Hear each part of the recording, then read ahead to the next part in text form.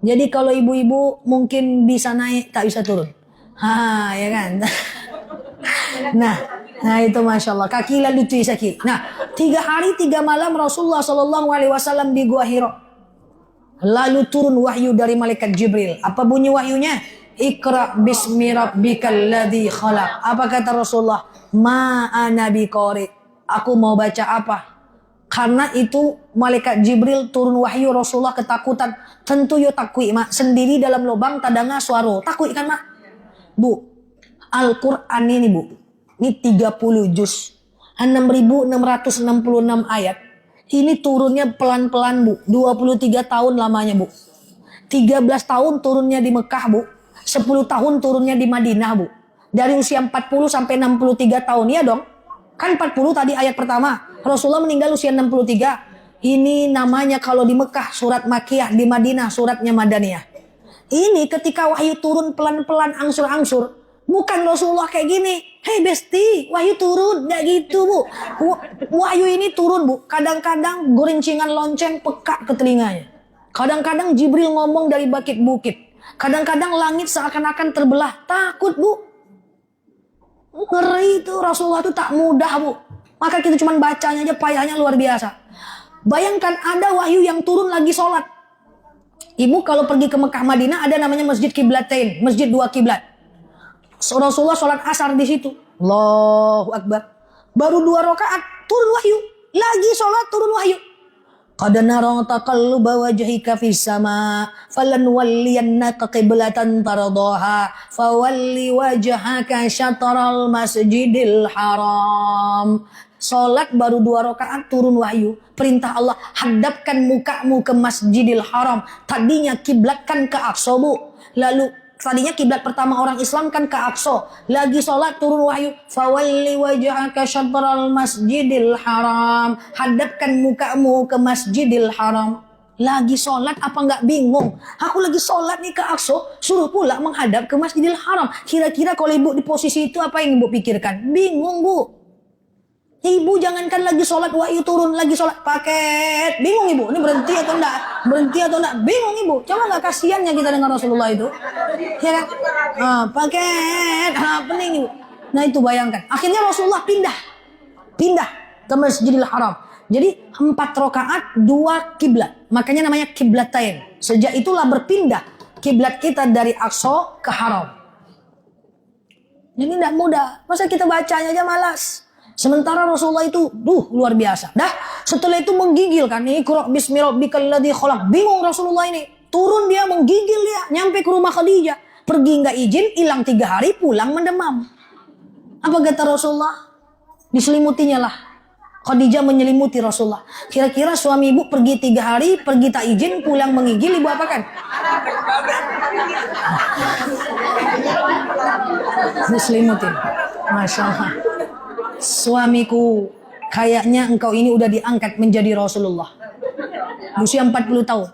Akhirnya Rasulullah pergi ke Bukit Sofa dan Bukit Marwah. Nanti terbayang kalau ibu pergi ke Bukit Sofa dan Marwah, akhirnya Rasulullah pertama kali berdakwah di situ. Nah, jadi di mana mimbar dakwah pertama Rasul? Di Bukit Sofa dan Bukit Marwah. Lalu kemudian dia berkata, Iqra bismi rabbikal ladzi khalaq. Berkumpul abu-abu. Tengok siapa yang ngomong tuh.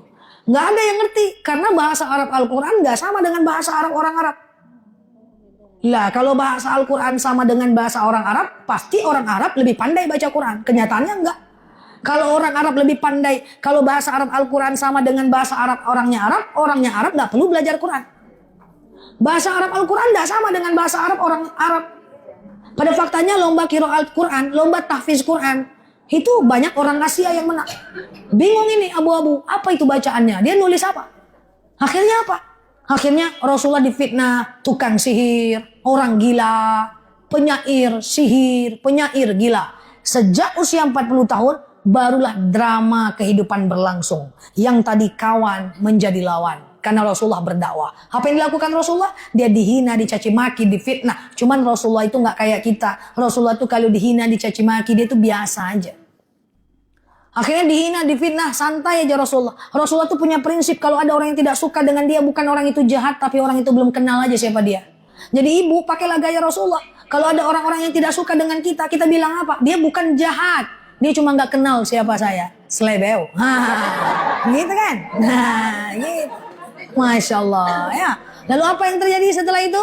Setelah itu ada dihina nggak bisa, difitnah nggak bisa, dicari cara yang keempat. Cara kedua. Cara kedua apa? Pengen dibunuh. Siapa yang pengen bunuh waktu itu? Umar bin Khattab. Waktu itu belum masuk Islam. Apa kata Umar? Waktu itu belum masuk Islam. Hei Abu Lahab, Abu Sufyan, Abu Jahal, Abu. Aku akan penggal kepala Muhammad, aku bawa ke tengah-tengah kalian. Umar ini bagak berani dia. Sampai udah masuk Islam pun dia berani. Sikit-sikit penggal. Setelah masuk Islam, ada orang Arab Badui kencing di tangan Rasulullah. Ya Rasulullah, saya penggal kepalanya. Kata Rasul, jangan Umar, ini orang cuma belum paham. Dia anak kecil. Ada orang Arab Badui kencing di masjid, apa katanya? Saya penggal kepalanya. Jangan ya Umar, itu orang belum paham. Jadi Umarnya si penggal-penggal. Kalau ada suami ibu asli penggal-penggal, Umar lah tuh. Nah, ini pemberani dia. Pemberani dia. Lalu kemudian Umar bin Khattab jalan nih ke rumah Rasulullah, bawa pedang, pengen bunuh Rasulullah.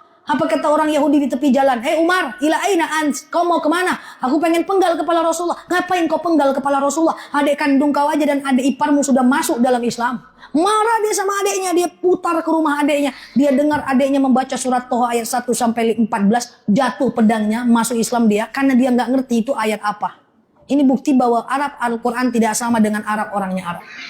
Masuk Islam dia. Singkat cerita Abu bingung. Wah ini gimana ceritanya nih? Dia difitnah nggak bisa dibunuh, yang membunuh pula masuk Islam.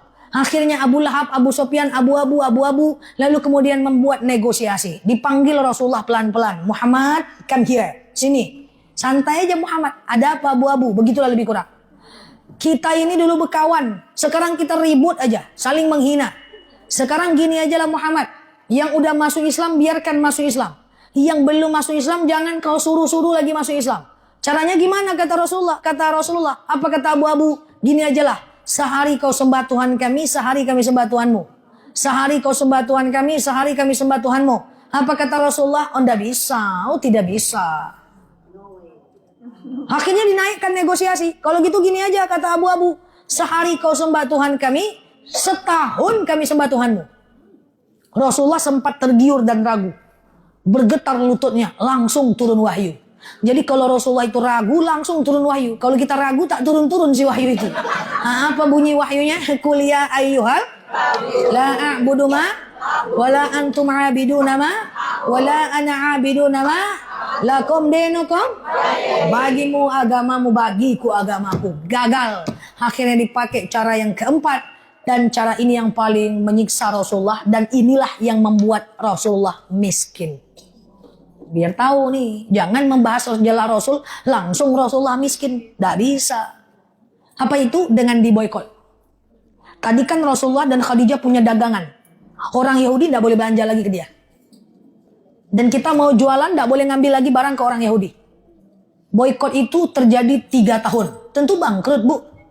Ibu tidak usah 3 tahun lagi dagangan ibu diboykot. Tutup aja seminggu jualan tuh bu. Panjang kapal lo bu. Ya? Ini 3 tahun. Banyak orang yang mati kelaparan. 300 orang kaum muslimin mati kelaparan saat itu. Dan akhirnya Khadijah mendadak menjadi miskin. Wanita nomor 1 paling kaya di kota Mekah menjadi wanita miskin ketika akhir usianya. Ketika Rasulullah pulang, istriku kenapa kau lemah? Aku gak makan ya Rasulullah. Bukankah aku tinggalkan makanan, aku berikan makanan kepada orang yang membutuhkan. Kenapa kau tak minta makan kepada aku? Ya Rasulullah, kalau kau kasih aku terima, kalau kau tak kasih aku tak minta. Lah kenapa engkau tak minta makan kepada sahabatku? Aku tidak mau minta karena aku takut kau tak dihargai oleh mereka. Ya Rasulullah, aku akan meninggal. Anak kita sudah habis, hartaku sudah habis. Andaikan aku mati nanti ya Rasulullah. Andaikan kuburanku sudah kering, dagingku sudah habis. Kau gali kuburanku ya Rasulullah. Kau ambil tulang belulangku dan kau jadikan senjata untuk berperang menebus dada orang Yahudi. Bayangkan. Khadijah ini istri yang paling dicintai oleh Rasulullah. Tapi kalau dalam lagu yang paling dicintai adalah Aisyah. Aisyah hidupnya enak bu. Aisyah itu bapaknya Abu Bakar. Udah orang kaya.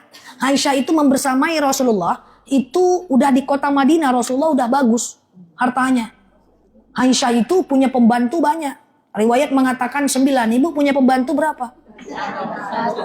Oh ibu pembantunya. Tapi Khadijah menemani Rasulullah jadi karyawan Nabi dan Rasulullah. sampai akhirnya meninggal dunia. Bayangkan di kota